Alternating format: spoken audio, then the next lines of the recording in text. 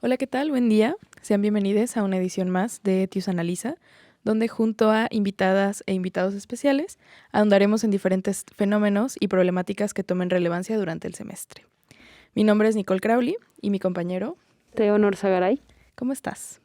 Bien, bien. ¿Y tú? Muy bien, también, gracias. El día de hoy tendremos como invitado a Carlos Peralta, doctor en Ciencias Sociales con especialidad en Antropología Social por el CIESAS de Occidente. Ha representado al ITESO en diferentes instancias públicas, entre ellas el Observatorio Ciudadano para la Gestión Integral del Agua, y actualmente desde el 2016 ante el Comité para el Fomento y Participación de Organizaciones de la Sociedad Civil del Estado de Jalisco. Coordinó el equipo que en el 2018 presentó el caso que las y los habitantes de los pueblos indígenas Coca de San Pedro Itzicán y de Mezcala de la Asunción del municipio de Poncitlán presentaron al del Tribunal Latinoamericano del Agua por la violación de su derecho humano al agua y al saneamiento. Entre sus publicaciones se encuentra El derecho humano al agua en Chapala, periferia del área metropolitana de Guadalajara. Carlos, muchas gracias por acompañarnos. ¿Qué tal te encuentras el día de hoy? Muy bien, gracias. Gracias por la invitación y un gusto estar aquí con ustedes. Muchísimas gracias. También nos acompaña Hernán Muñoz, comunicólogo y profesor de asignatura en el Departamento de Estudios Socioculturales e integrante de Etius, Observatorio de Comunicación y Cultura del ITESO. Con una maestría en Comunicación de la Ciencia y la Cultura por la misma universidad, donde también forma parte del Seminario Permanente en Estudios del Agua. Cuenta con 10 años de experiencia en proyectos de comunicación pública de la ciencia enfocado en problemas socioambientales y sus áreas de trabajo son la investigación sobre comunicación de la ciencia, así como el diseño y la producción audiovisual. Hernán, muchas gracias por acompañarnos. ¿Cómo te encuentras? No, muchas gracias a ustedes por la invitación. Etius Analiza es mi programa favorito. Lo digo aquí públicamente. Muchas gracias. Me Qué encanta. padre estar aquí. Bueno, pues comencemos. Hablar de agua siempre ha sido un tema relativamente controversial. Mientras los medios nos repiten constantemente esta narrativa de que la responsabilidad de la crisis hídrica reside en el individuo y en que bañarnos en 5 minutos puede ser la solución a todos nuestros problemas, las grandes industrias como la industria refresquera y la industria de los cruceros tiran sus desechos al mar y gastan miles y miles de litros de agua al día. ¿Realmente podemos hacer algo como sociedad para contrarrestar la crisis de agua que vivimos? ¿Quién guste? No sé si quieres empezar tú, Carlos. Pues realmente debemos hacer algo como sociedad, porque Claro. al fin y al cabo, si no lo componemos nosotros, entonces ¿quién, verdad? Bueno, aquí el asunto es que históricamente se ha visto el agua como un recurso, ¿no? A veces un recurso sí para la cuestión vivienda, la cuestión de producir alimentos, bien, ¿no? Pero también ha sido un recurso mercantil. Se ha buscado lucrar y mucho con el agua, ¿no? A pesar de pues, lo mucho que me gusta la cerveza, obviamente es un producto que viene y es casi 100% agua, ¿no?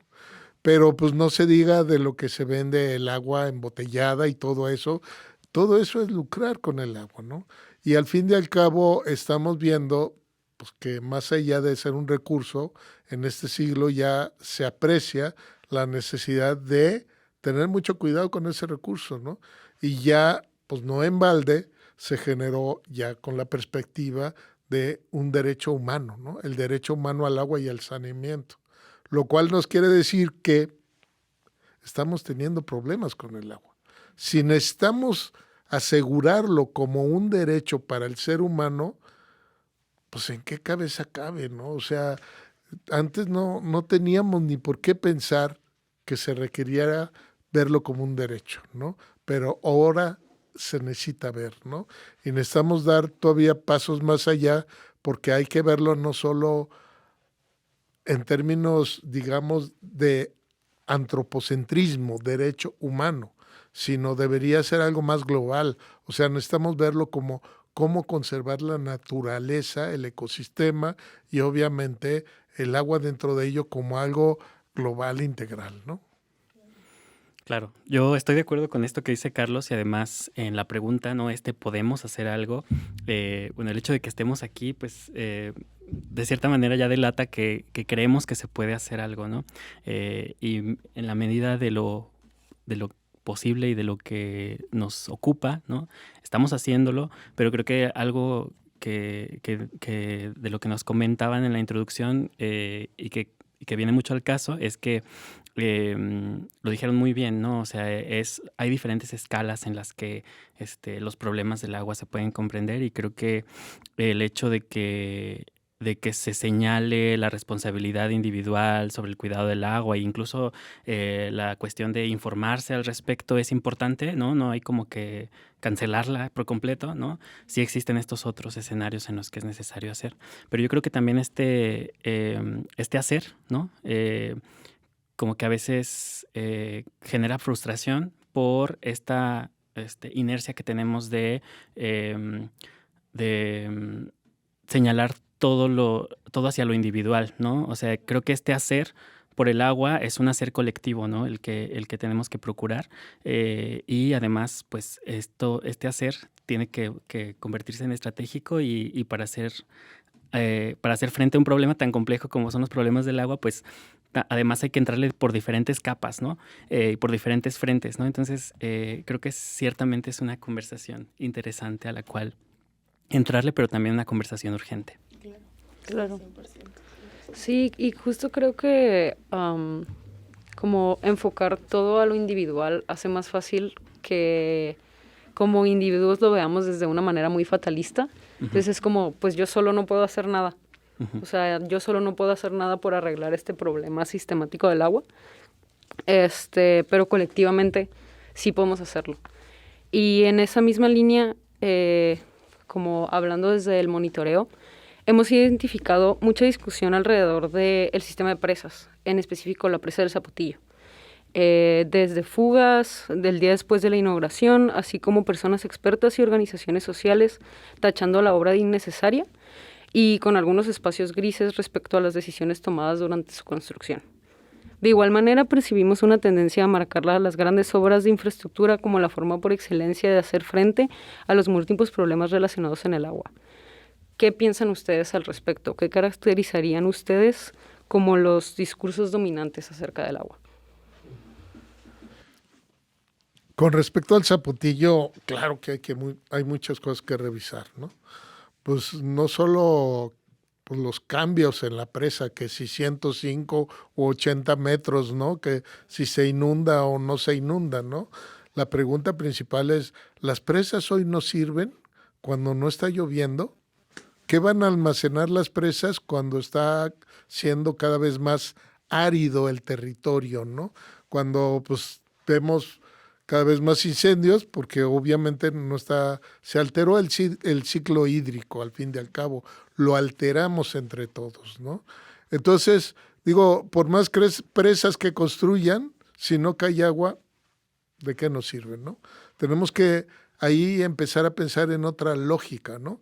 Y lo digo más en la perspectiva sociológica, y yo no soy técnico, ¿no? No sabría cómo traer tal vez el agua aquí, pero sí sé que traer el agua a Guadalajara mientras existan fugas y mientras no trabajemos aquí para tener una mejor visión o una visión más amplia e integral sobre qué hacemos con el agua, pues no nos sirve de gran cosa, ¿no? Tenemos que pensar desde otras lógicas, inclusive irnos más atrás. ¿Cómo hacemos para volverle a dar vida a todos los afluentes, ¿no? Y no tener riachuelos en lugar de ríos, ¿no? O ríos cubiertos que ya a lo mejor ni los vemos y ya ni son ríos, ¿no? Creo que si no pensamos un poco hacia atrás, pues estamos nadando en una lógica que no tiene claridad ni futuro, ¿no? Estaba viendo el día de ayer antier que se secó una presa en León, Guanajuato, ¿no? Pues sí. Pero aquí, en Jalisco, pues los candidatos están hablando de tapar tuberías, de poner, bueno, ¿por qué no pensar también, como lo hacen algunas organizaciones, en reforestar zonas, ¿no? Zonas donde podría haber nuevamente afluencia de agua y que hoy, pues por la sequía, por la deforestación, pues no se está dando, ¿no? Creo que estamos invitados a pensar fuera del cuadro, ¿no? O por lo menos fuera del cuadro técnico, e irnos a una lógica tal vez, si se quiere, más amplia, más integral, y más de ver el medio ambiente como un ecosistema, ¿no? Y en ese sentido intentar tener visiones amplias, más pues a lo mejor más básicas, ¿no? Resembrar es algo que puede ser muy factible y que a la hora de la hora pues podría ser lo que nos dé agua en el futuro, ¿no? Porque de las presas, ¿qué vamos a ordeñar, no? Si no tenemos ni agua, ¿no? Sí, creo yo que, bueno, lo que nos platican es la importancia que ha tenido esto como acontecimiento mediático, ¿no? Lo que se ha dicho en torno a la presa del Zapotillo, los actores políticos y los actores sociales que están relacionados con el tema, ¿no? Y creo que ahí viene una parte importante que creo que ya tocará discutir, que es cómo los medios y todo lo público, la comunicación pública, ayuda a construir los problemas, ¿no? Y en este sentido, el hecho de que haya aparecido como apareció en los medios, pues también es un reflejo de cómo los principales actores involucrados en este tema, tienen una concepción o articulan su discurso en torno al agua con una visión específica de este problema, ¿no? Que tiene que ver con eso, ¿no? Las soluciones técnicas como solución directa a los problemas, ¿no? O como equivalente para producir una respuesta o acción, para la acción, ¿no? En ese sentido, pues es importante, ¿no? Ahorita que platicábamos de cómo hacer frente a los problemas del agua, pues creo que una de las formas en las que podemos hacer frente a los problemas del agua es como desnaturalizar esta única forma de ver los problemas, ¿no? Por ejemplo, ¿no? En la que, por ejemplo, infraestructura igual a solución. Y hoy, por ejemplo, hoy empezó a aparecer en las noticias algo sobre las campañas electorales, ¿no? Y también a veces las declaraciones van en el tono de inversión, ¿no? Así de que fulano o fulana se compromete a invertir esta cantidad en solucionar este problema, ¿no? Y eso pues puede dejar tranquilas a algunas personas, pero creo que en lo que falla es en declarar o involucrarse de lleno en en principios, ¿no? del cuidado del agua y en principios de la gestión de los recursos que no sea solamente para fines o políticos o para fines económicos, ¿no? Entonces eso creo que es importante también. Muy bien. Y justo como retomando lo que comentas, Hernán, ¿ustedes consideran que existen alternativas a estos discursos por parte de otros grupos o personas que también les preocupa el agua desde otros frentes? Y si es así, ¿podrían explicar quiénes son, a qué se dedican o de dónde vienen como estas narrativas alternativas, por así decirlo, con respecto a la situación del agua en nuestro estado? Sí, creo que hay muchas lógicas de preocupación de diferentes grupos, comunidades y demás, ¿no? Tengamos presente que el área metropolitana no se surte de lo que vendrá a ser la presa del Zapotillo y eso nos llega al 10, al 15% del agua. El 60 o 70% del agua viene de Chapala, del lago de Chapala, que está contaminado, ¿no? Y que, digamos, hay que limpiarlo en el camino para que nos llegue, y nos llega medio café a veces, medio blanca, pero viene del lago de Chapala, ¿no? Entonces, la gente que vive cerca de Chapala tiene preocupación por la contaminación, ¿no? Y porque ya no se puede meter porque le salen ronchas, y porque ya no puede utilizarla para lavar la ropa porque le salen ronchas, o porque no puede pescar. Esa es una lógica. Pero también ahí hay mucha enfermedad renal y muchas enfermedades que pues no se han vinculado directamente al agua, pero que existen y están ahí, ¿no? ¿Debemos preocuparnos? Sí, porque a nosotros no es solo que nos llegue el agua chocolatosa, sino que qué nos está produciendo, qué nos puede producir eso, ¿no? Otra preocupación es el agua embotellada. Tenemos que comprar el agua que tomamos. Aquí en Jalisco, ¿quién se atreve a tomar el agua que llega de la llave, no? Todos deberíamos estar preocupados, sí, de alguna u otra manera, desde lo de tu bolsillo hasta lo de tu salud o hasta lo que sea, ¿no? Lo que pasa es que creo que no tenemos esa visión de conciencia todavía compartida que nos lleve a no solo a reconocer la problemática, sino a tener diferentes lógicas de actuación, ¿no? Yo me pregunto por qué, siendo el lago más grande y tal vez más importante de Jalisco, pues está contaminado y no hay maneras, no hay mecanismos para trabajar en torno a eso, ¿no? Y bueno, pues eso no se ve en las propuestas de los candidatos de ningún tipo, nivel o presidencial, estatal. Pero digamos, de que existen.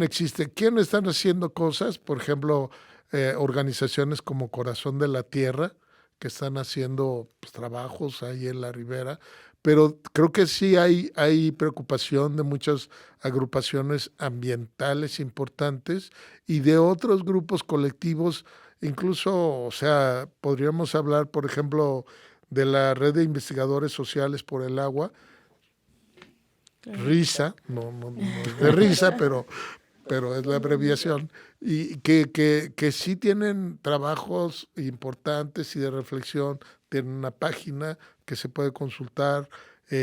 Agua para Todos también es una agrupación que puede consultarse, que tienen una perspectiva crítica sobre lo que está pasando con el agua y nos pueden aportar visiones diferenciadas, ¿no? En ese sentido, para no quedarnos con el hecho de que sí se está solucionando todo, pues no, o sea, se soluciona como en ese barril que tiene muchos hoyos, le vamos a tapar por aquí, le vamos a tapar, luego se abre necesitamos repensar las cosas nuevamente, ¿no? Desde otra perspectiva. Sí, yo agregaría, además de las organizaciones establecidas, o organizaciones de la sociedad civil o los académicos, yo creo que un frente importante también tiene que ver con los afectados ambientales, que tiene que ver con esto que mencionaba Carlos sobre la contaminación y la gente que vive cerca de las fuentes de agua o que resulta afectada por fenómenos naturales, etcétera, ¿no? Y yo creo que eso también tiene que ver con señalar, ¿no? Que estos discursos alternativos o esas alternativas emergen a veces de esto, ¿no? De la afectación o del agravio o de todas estas cuestiones, porque también hay que reconocer, y es algo palpable y demostrable, ¿no? Que a donde llega más estas o sea, donde hay más vulnerabilidad y donde llegan más estos problemas o resultan más afectados, son en lugares donde es más aguda la desigualdad, ¿no? Entonces no podremos casi comprender cuáles son las alternativas al discurso dominante del agua sin entender también estas desigualdades, ¿no? Y estos otros problemas que están asociados a esto, ¿no? Es muy complicado que alguien que nunca ha sufrido un corte de agua, que siempre ha tenido al alcance de la mano, se pregunte un día para otro de dónde viene su agua, ¿no? En cambio, a gente que de pronto le deja de llegar, pues empieza a investigar y se empieza a movilizar, ¿no? Y es como empieza también este proceso de educarse y de esta cuestión, de postura política que está asociada a este tema, ¿no? Entonces sí, no es nada más porque pensamos diferente, ¿no? Sino también porque existen condiciones de diferencia y de injusticia. Sí, claro. Y bueno, pues al ser nosotros un observatorio de la comunicación, pensamos que es muy relevante preguntarnos como cuál debería ser el rol de los medios de comunicación en esta construcción del discurso en un asunto tan complejo como pues lo es el agua. Pues esta es una pregunta importante, ¿no? Y urgente también, ¿no? Porque, bueno, una de las responsabilidades de los medios de comunicación, en específico, por ejemplo, de la prensa, es comunicar el riesgo, ¿no? Una de las responsabilidades que tiene es esa, ¿no? Así de que, oye, si no va a llegarte agua, o si va a llegar un huracán, o si va a llegar una inundación y todo, pues dar a conocer a la población sobre ello, ¿no? Pero en ese papel que tienen por informar sobre el riesgo, también pueden cometer algunas omisiones o vicios que pueden meterse en la dinámica informativa, que pueden llevar, por ejemplo, a estas cosas que, por ejemplo, ustedes mencionaban, ¿no? De responsabilizar a la gente, ¿no? De que tiran la basura y se tapan las cañerías, ¿no? Una de ellas. O de, ay, pues, ¿para qué se asientan en ese lugar si está junto al río, ¿no? En los asentamientos irregulares. O todo este tipo de cosas, ¿no? O sea, también una responsabilidad ética por parte de los medios de comunicación de informar sobre el riesgo, que es uno de los temas, ¿no? Pero al mismo tiempo, pues, hacerlo desde desde un punto de vista ético, incluyente, diverso, ¿no? Otra de las responsabilidades que tienen los medios de comunicación, creo yo, es la de procurar la especialización en estos temas. Creo que algo que hemos visto en el trabajo que hemos hecho en el observatorio es que hay muy pocos periodistas especializados en temas de medio ambiente en general y en agua en particular, ¿no? Entonces, a veces lo que resulta es que repliquen tal cual, por ejemplo, los boletines que se emiten desde los organismos de gobierno, ¿no?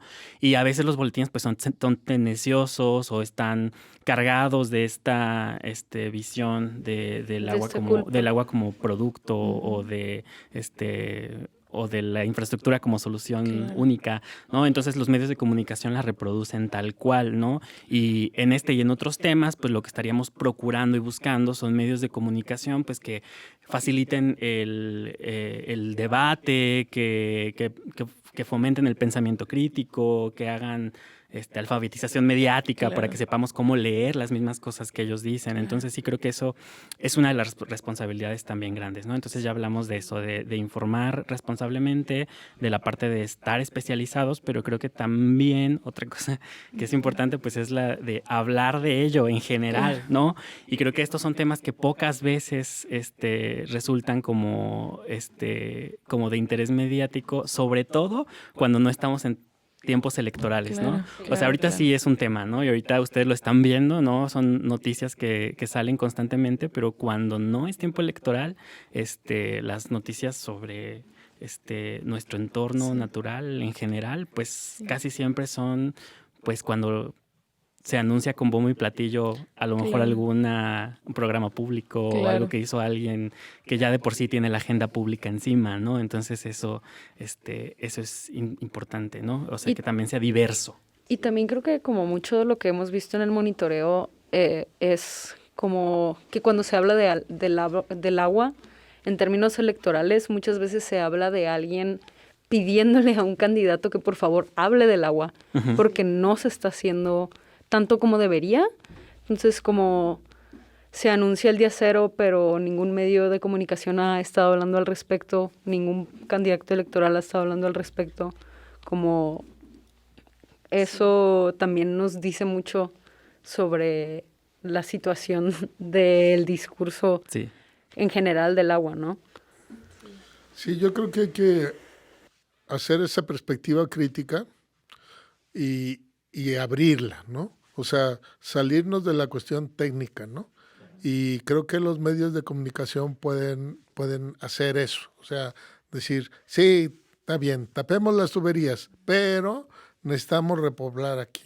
Sí, está bien, necesitamos hacer esto, pero, o sea, no basta con que te vayas en 5 minutos. O sea, ni es suficiente con que cambies el inodoro. Necesitamos hacer otra loca de acciones. Entonces, creo que una es una visión crítica, pero amplia, y la otra es propuestas concretas, ¿no?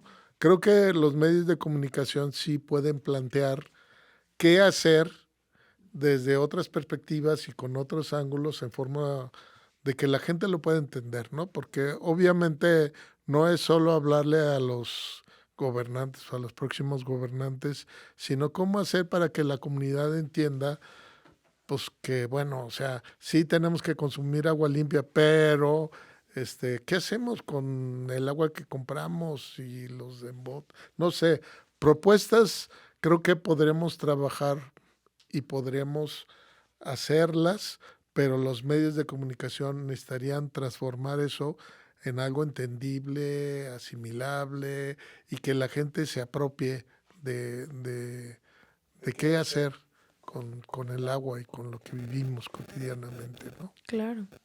Sí, completamente. Creo que, bueno, estamos próximos al cierre, pero creo que sí es muy importante justo esto que comentan sobre la visión integral de los distintos frentes desde donde surgen las inquietudes y desde donde surgen las problemáticas y también desde dónde atacarlos, ¿no? Porque como comentan, no es la misma preocupación que tiene una persona que vive a las orillas del lago de Chapala que la que tiene alguien que vive aquí en el área metropolitana en Zapopan, por ejemplo, ¿no? O sea, son perspectivas distintas y son frentes muy distintos, pero igual es importante como redondearlo un poco, ¿no? Creo que eso es sumamente importante.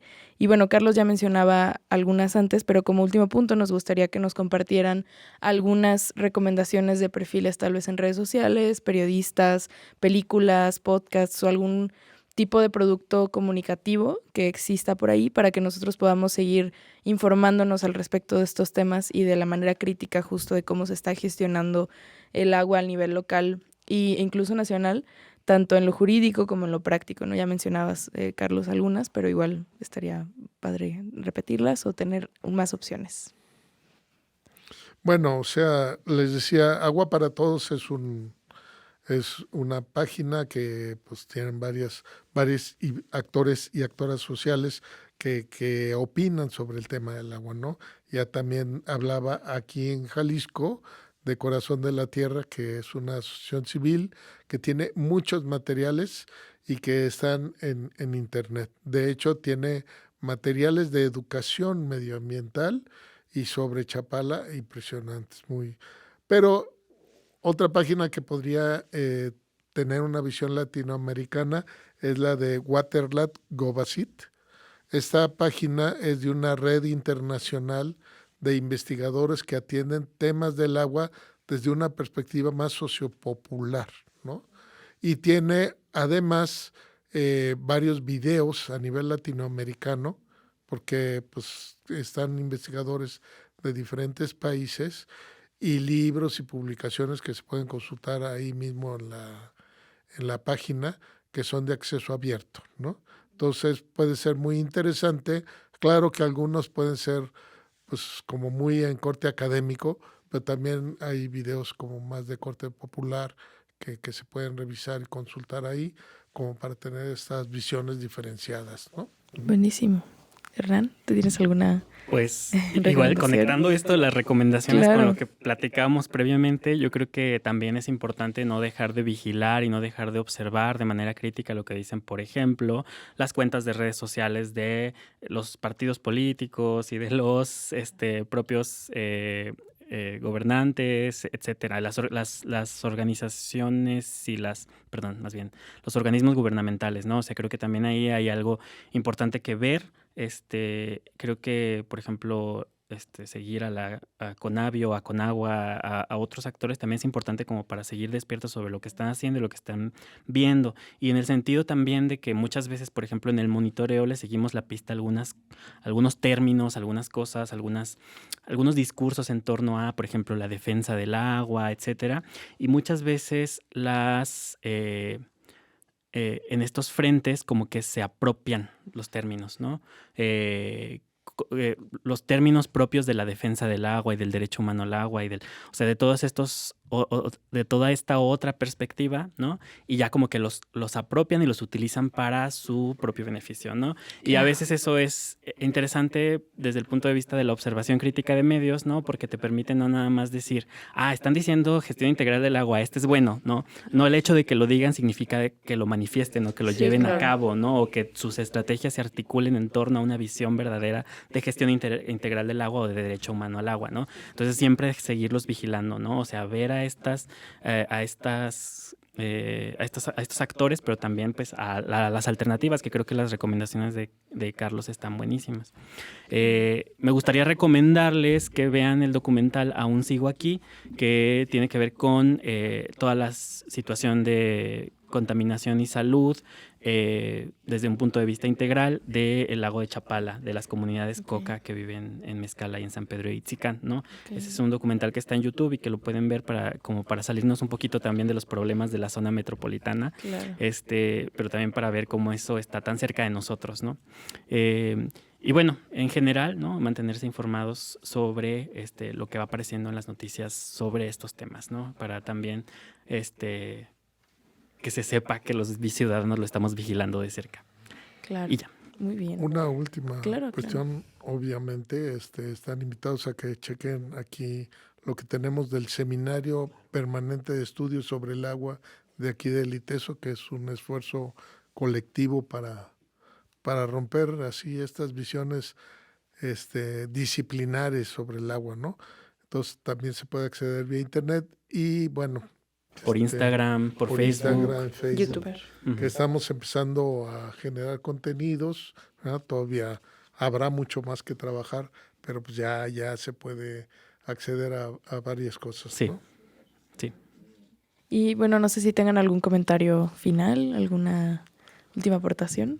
Pues mi estaría memoria me completo. falla y por eso estoy intentando buscar algo, pero se está generando una página a nivel nacional que tiene que ver con la calidad del agua y con la situación de Sí.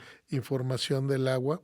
No me acuerdo cómo se llama y mi memoria mi Alzheimer está cada vez No, mayor. yo tampoco me La acuerdo, pero podemos sí poner en la sé descripción. Claro, se lo podemos compartir en la descripción porque yo sí me acuerdo de este recurso que nos está diciendo Carlos, que eso está financiándolo con CONACYT, ¿no? Es ese que nos vienen a Sí. presentar. Sí, entonces se los compartimos. Ok. Muy bien.